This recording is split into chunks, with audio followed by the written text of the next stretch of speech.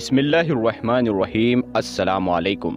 تو پیارے دوستو، کچھ ایسے جانور بھی ہے کہ جن کو گھر میں رکھنا بہت خطرناک ہو سکتا ہے، اور ان میں سے تو کچھ ایسے جانور بھی ہے کہ جن کے سبب گھروں میں بے وقت موت تک ہو جاتی ہے۔ اسی لیے آپ کے گھر میں بھی ان جانوروں میں سے کوئی ایک جانور موجود ہوگا تو اسے فوراً گھر سے ابھی نکال دے، کیونکہ جب تک وہ جانور آپ کے گھر میں موجود رہے گا آپ کے گھر میں برکت نہیں آ سکتی، آپ کبھی بھی دولت مند نہیں بن سکتے۔ لہٰذا آج کی اس ویڈیو میں نہ صرف آپ کو ان منحوس جانوروں کا بتائیں گے بلکہ ان کو اپنے گھروں سے نکالنے کا طریقہ بھی بتائیں گے۔ تو پیارے دوستو، آپ اس ویڈیو کو پورا ضرور دیکھیں۔ آپ اس ویڈیو کو لائک کریں یا نہ کریں، لیکن آپ اس ویڈیو کو پورا آخر تک ضرور دیکھیے گا۔ میرے پیارے دوستو، جیسا کہ ہم سب جانتے ہیں کہ تمام مخلوقات کو اللہ تبارک و تعالیٰ نے ہی پیدا فرمایا ہے، لیکن کچھ مخلوقات کو اللہ تبارک و تعالیٰ نے ہمارے لیے حلال کر دیا، جبکہ کچھ کو حرام۔ اس طرح سے کچھ ایسے جانور ہیں جو گھروں میں برکت اور رحمت لے کر آتے ہیں، جبکہ کچھ جانور گھروں میں بے برکتی لاتے ہیں۔ نمبر 1، مکھی۔ پیارے دوستو، علماء کرام اور بزرگان دین مکھی کا شمار نجس ترین مخلوقات کے ساتھ میں کرتے ہیں۔ اسلامی تعلیمات کے مطابق مکھی نہ صرف بے برکتی لاتی ہے بلکہ رزق کی تنگی بھی لانے کی وجہ بنتی ہے۔ یہودی اور عیسائی تو مکھی کو شیطان کا دوست مانتے ہیں، اور اس کی وجہ تو وہ یہی بتاتے ہیں کہ زیادہ تر جتنی بھی مخلوقات ہے ان کی 2 آنکھیں ہوتی ہے، جیسا کہ انسان کی بھی 2 آنکھیں ہیں، اور بہت سے چوپائے مثلاً کتا، بلی، بکری، گائے، بھینس وغیرہ، ان سب جانوروں کو 2 ہی آنکھیں ہوتی ہے۔ لیکن یہ جان کر آپ بھی حیران رہ جائیں گے کہ ایک مکھی کی 3000 آنکھیں ہوتی ہے، یعنی اس کے منہ کے دونوں طرف 1500 آنکھیں موجود ہوتی ہے۔ عیسائیوں اور یہودیوں کا ماننا ہے کہ ان میں سے صرف 2 آنکھیں مکھیوں کی اپنی ہوتی ہے، جبکہ باقی کی آنکھیں شیاطین کی ہوتی ہے، اور ان آنکھوں کے ذریعے سے وہ انسانوں پر نظر رکھتے ہیں۔ اور تاریخ کا مطالبہ ہمیں یہی بتاتا ہے کہ مچھروں کے بعد انسانوں کے اندر سب سے زیادہ بیماریاں پھیلانے والی اور انسانوں کی موت کا سبب بننے والی مخلوقات کا نام مکھی ہی ہے۔ بزرگوں کا کہنا ہے کہ مکھی، جسے عام طور پہ اگر گھر سے بھگانا ہو تو نیاز بو کا پودا آپ لگا سکتے ہیں، یعنی آپ نے نیاز بو کے پتے لے لینے ہیں اور ان کو مسل لینا ہے، اور گھر کے ہر کونے میں کچھ پتے مسلنے کے بعد پھینک دینے ہیں۔ کچھ ہی دیر میں آپ دیکھیں گے کہ آپ کے گھر میں موجود تمام مکھیاں گھر سے باہر نکل گئی ہوگی۔ تو پیارے دوستو، اگر آپ کو یہ سوال آ رہا ہوگا کہ یہ نیاز بو کا پودا کیا ہوتا ہے، عام طور پر اسے تلسی کہا جاتا ہے، جو کامن ہماری انڈیا میں استعمال ہوتی ہے۔ ہندوؤں کا ایک رواج ہوتا ہے جو اپنے گھروں کے سامنے تلسی لگایا کرتے ہیں۔ تو یہ تلسی کو ہولی باسل بھی کہا جاتا ہے، تو اسے میٹھی تلسی کے نام سے بھی جانا جاتا ہے۔ تو نیاز بو پودا، سیم تلسی، میٹھی تلسی اسے ہی کہتے ہیں۔ تو آپ اسے مسل کر اپنے گھر میں چاروں کونوں میں پھیلا دیں۔ دیکھیے آپ کے گھر سے تمام مکھیاں غائب ہو جائے گی، کیونکہ آپ کو پتا ہے مکھی کتنی گندی جگہ پہ بیٹھتی ہے۔ جہاں آپ کو گھاؤ ہوگا وہ اس گھاؤ پہ بیٹھتی ہے، اور بہت سی گندگی میں وہ رہتی ہے۔ تو اگر وہ گھر میں آتی ہے تو آپ کے کھانے میں، پھل فروٹ پہ، ہر کھانے کی چیز پہ وہ بیٹھتی ہے تو اپنے اثرات ضرور چھوڑتی ہے۔ تو اس سے آپ کو بیماریاں ہونے کے چانسز بہت زیادہ بڑھ جاتے ہیں۔ نمبر 2، چھپکلی۔ چھپکلی گھر میں مصیبت اور پریشانی لانے والا جانور ہے۔ علماء کرام اور بزرگان دین کا یہ ماننا ہے کہ جس گھر میں چھپکلی پائی جاتی ہے اس گھر میں اچانک سے مصیبتیں اور پریشانیاں نازل ہوتی رہتی ہے۔ نبی پاک صلی اللہ تعالی علیہ وسلم نے چھپکلی کو قتل کرنے کا حکم دے رکھا ہے، کیونکہ چھپکلی ایک نافرمان جانور ہے۔ جب نمرود کی جانب سے حضرت ابراہیم علیہ السلام کو آگ میں پھینکا جا رہا تھا تو شہد کی مکھی نے اس پر بہت ہی زیادہ افسوس کا اظہار کیا تھا، جبکہ چھپکلی اس پر خوش ہوئی تھی اور نمرود کو حق پر قرار دیا تھا۔ اور یہی وجہ ہے کہ نمرود کا ساتھ دینے کی وجہ سے نبی پاک صلی اللہ تعالی علیہ وسلم نے چھپکلی کو قتل کرنے کا حکم دیا ہے۔ دوستو، اگر آپ کے گھر میں بھی بہت زیادہ چھپکلیاں پائی جاتی ہے تو گھر سے چھپکلیوں کو نکالنے کا ایک آسان طریقہ بھی موجود ہے کہ آپ نے انڈوں کے چھلکے لے لینے ہیں اور گھر کے جتنے بھی کونے ہیں، جن کونوں میں چھپکلیاں عام پائی جاتی ہے، ان کونوں میں انڈوں کے چھلکے رکھ دینے ہیں۔ کچھ ہی دنوں میں آپ دیکھیں گے کہ آپ کے گھر میں جتنی بھی چھپکلیاں بھی تھی وہ بھی گھر سے باہر نکل جائے گی۔ دوستو، آپ جانتے ہیں، آپ نے سنا بھی ہوگا کہ چھپکلی کتنی زہریلی ہوتی ہے۔ عام طور پر سانپ کے کاٹنے پر آپ 1 سے 2 گھنٹہ زندہ رہ سکتے ہیں، آپ کا علاج ہو سکتا ہے، لیکن اگر چھپکلی آپ کے چائے میں یا آپ کے پانی میں گر جائے یا آپ کسی طرح سے آپ نے اس کو کھا لیا تو آپ کو محض 30 سیکنڈ یا 60 سیکنڈ کا وقت ملے گا، اور اس میں بہت زیادہ چانسز ہوتے ہیں انسان کی موت ہونے کی۔ تو پیارے دوستو، آپ اپنا خیال رکھتے ہوئے اپنے گھروں سے چھپکلیوں کو ہمیشہ بھگائیے، اور چھپکلی کو مارنا اسلام میں جائز ہے، کیونکہ یہ انسانوں کی دشمن ہے، یہ انسان کو نقصان پہنچاتی ہے، اور یہ ہمیشہ اسی فراق میں ہوتی ہے کہ انسان کو کیسے نقصان پہنچایا جا سکے۔ نمبر 3، چوہا۔ پیارے دوستو، چوہے کی شروع سے ہی انسانوں کے ساتھ دشمنی رہی ہے، انسانوں کو بھاری جانی اور مالی نقصان پہنچاتے چلے آ رہے ہیں۔ چوہے فصلوں میں بھی گھس جاتے ہیں اور فصلوں کو نقصان پہنچاتے ہیں، جس کے سبب پیداوار بہت زیادہ کم ہو جاتی ہے۔ اس طرح سے اناج کے گوداموں میں گھس کر اناج کھا جاتے ہیں، یہاں تک کہ ان کی وجہ سے کئی علاقوں میں قحط سالی بھی پڑ جاتی ہے۔ اس کی وجہ سے ہزاروں اور لاکھوں انسان مرتے آئے ہیں۔ بزرگوں کا کہنا ہے کہ اگر گھر میں ایک چوہا موجود ہو تو کوئی مسئلہ نہیں، لیکن اگر 2 یا 2 سے زیادہ چوہے ہو تو ان کا گھر میں موجود رہنا گھر میں رزق کی کمی لاتا ہے۔ گھر میں موجود چوہوں سے نجات کیسے حاصل کرنی ہے، تو اس کا بھی حل ہم آپ کو بتائیں گے۔ ہمیں اسلامی تاریخ سے یہ ملتا ہے کہ حضرت نوح علیہ السلام کا واقعہ تو یقیناً آپ نے ضرور سنا ہوگا کہ جب حضرت نوح علیہ السلام کی قوم سخت نافرمان ہو گئی تو آپ علیہ السلام نے اللہ تبارک و تعالیٰ کے حکم سے ایک کشتی بنائی، اس میں آپ نے تمام مخلوقات کا ایک ایک جوڑا سوار کر لیا۔ اس کے بعد اللہ تبارک و تعالیٰ نے حضرت نوح علیہ السلام کی قوم کو پانی میں بہا دیا۔ تب حضرت نوح علیہ السلام کی کشتی میں چوہوں کا ایک جوڑا بھی تھا، جنہوں نے تیزی سے اپنی آبادی کو بڑھانا شروع کر دیا، اور دیکھتے ہی دیکھتے کشتی میں چوہوں کی تعداد بہت زیادہ ہو گئی، جنہوں نے نہ صرف اناج کو کھانا شروع کر دیا بلکہ کشتی میں جگہ جگہ سوراخ کرنے شروع کر دیے۔ اس کے بعد حضرت نوح علیہ السلام نے اللہ تبارک و تعالیٰ سے دعا کی کہ اللہ تبارک و تعالیٰ نے جبرائیل علیہ السلام کو پیغام دے کر حضرت نوح علیہ السلام کے پاس بھیجا کہ اپنی کشتی میں موجود شیر کی پیٹھ پر ہاتھ پھیرے۔ جس کے بعد حضرت نوح علیہ السلام نے شیر کی پیٹھ پر ہاتھ پھیرا تو شیر نے ایک زوردار چھینک ماری اور بلیوں کا ایک جوڑا اس کے دونوں نتھیوں سے باہر گرا۔ بلیوں کے اس جوڑے نے کشتی کے اندر موجود تمام چوہوں کا خاتمہ کر دیا۔ اسی لیے اگر آپ کے گھر میں بھی بہت زیادہ چوہے پائے جاتے ہیں تو کوشش کرے کہ صرف گھر میں ایک بلی پال لے۔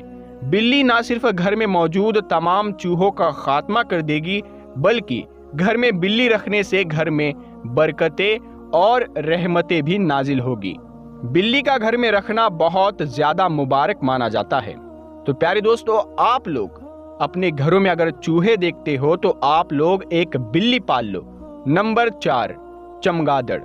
پیارے دوستو، 90% سے زیادہ لوگ جن کے گھروں میں چمگادڑ رہتی ہے انہیں اس بات کا پتہ ہی نہیں چل پاتا کہ ان کے گھر میں یہ مخلوق آ کر رہنے لگ گئی ہے۔ آپ نے یقیناً اس مخلوق کو اکثر رات کے وقت اڑتے ہوئے دیکھا ہوگا۔ اکثر لوگ چمگادڑ اور چمچڑک کو ایک ہی مخلوق سمجھتے ہیں، لیکن اصل میں یہ 2 الگ الگ نسل کے جانور ہیں۔ چمگادڑ سائز میں کافی بڑا، یہاں تک کہ ایک کوے سے 2 گنا سائز میں بھی ہو سکتا ہے۔ چمگادڑ درخت پر رہتے ہیں اور عام طور پر دین کے وقت الٹے لٹکے ہوئے نظر آتے ہیں، لیکن جو چم چڑک ہوتی ہے یہ سائز میں کافی چھوٹی ہوتی ہے۔ ان کا سائز عام طور پر چڑیا سے تھوڑا بڑا ہوتا ہے، لیکن اللہ تبارک و تعالیٰ نے چم چڑک کے جسم میں بہت ہی نرم ہڈیاں رکھی ہے، اسی لیے یہ آسانی سے گھر کے کسی بھی کونے میں گھس جاتی ہے۔ عام طور سے گھروں میں جو پائپ یا پرنالے وغیرہ لگے ہوتے ہیں، یہاں چم چڑک آسانی سے گھس کر اپنی زندگی گزارنے لگتی ہے اور گھر والوں کو پتہ ہی نہیں چلتا کہ ان کے گھر میں چم چڑک رہتی ہے۔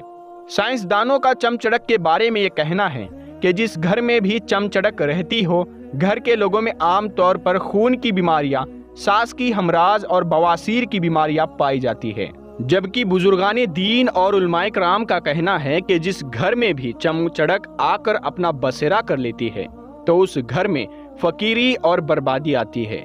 میرے بھائیوں اور بہنوں، اپنے گھروں کا بخوبی جائزہ لیا کریں۔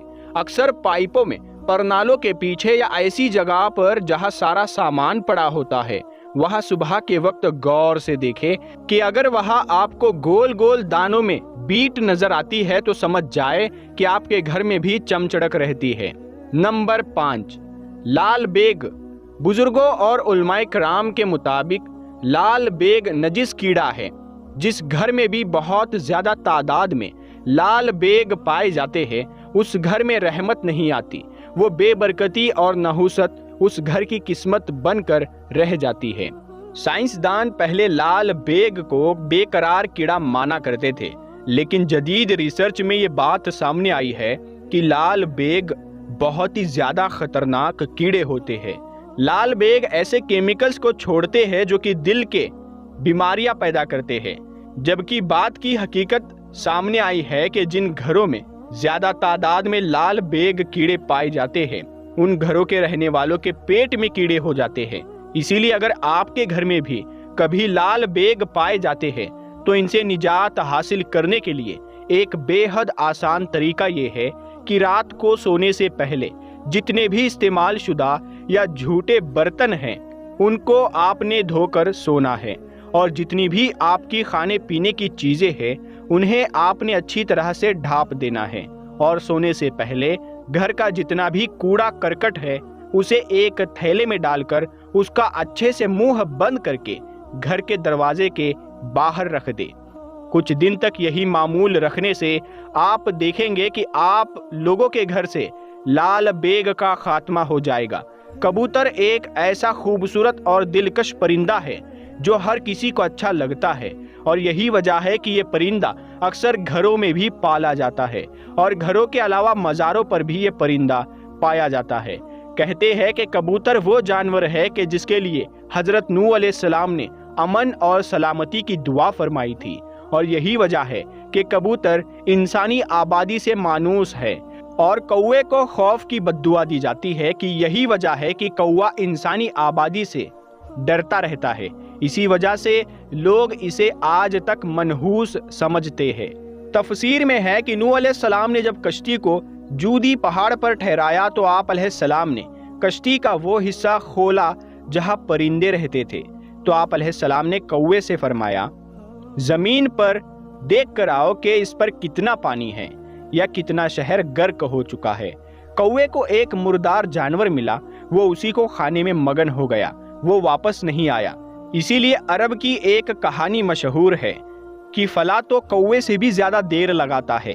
چنانچہ حضرت نوح علیہ السلام کو خشک اور سخت زمین کی ضرورت تھی، اس کے لیے اس کے دیر کرنے پر کبوتر کو بھیج دیا گیا۔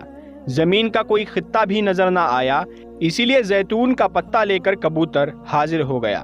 اس سے حضرت نوح علیہ السلام نے اندازہ لگایا کہ پانی کم ہے، جس سے درخت ظاہر ہو چکے ہیں، لیکن زیر آب ہے۔ چند دن ٹھہر کر پھر اسی کبوتر کو بھیجا واپس، تو زمین کی کیچڑ میں جب وہ کبوتر اترا تو اس کے پاؤں پھر سے کیچڑ سے بھر گئے، اور وہ کبوتر جیسے ہی واپس آیا تو حضرت نوح علیہ السلام نے اسے دیکھ کر اندازہ لگایا کہ اب پانی زمین میں جذب ہو گیا، لیکن زمین سوکھی نہیں ہے۔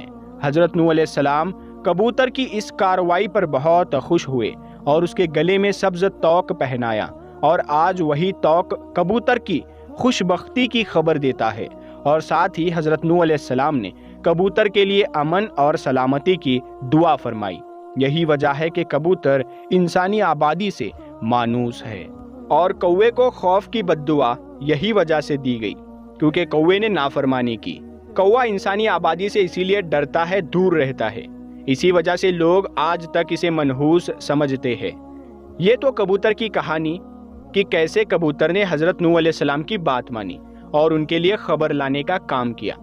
فقہا کرام کے نزدیک گھروں میں شوقیہ پرندے رکھنا اور پالنا جائز ہے، بشرطے ہے کہ ان کی غذا اور سردی گرمی اور بارش سے حفاظت کا انتظام کیا جائے، اور جب سارے ہی گھر والے کہیں باہر جائے تو ان کی غذا اور دیکھ بھال کا مناسب بندوبست کر کے جائیں۔ سیدنا انس کے چھوٹے بھائی نے ایک پرندہ پال رکھا تھا۔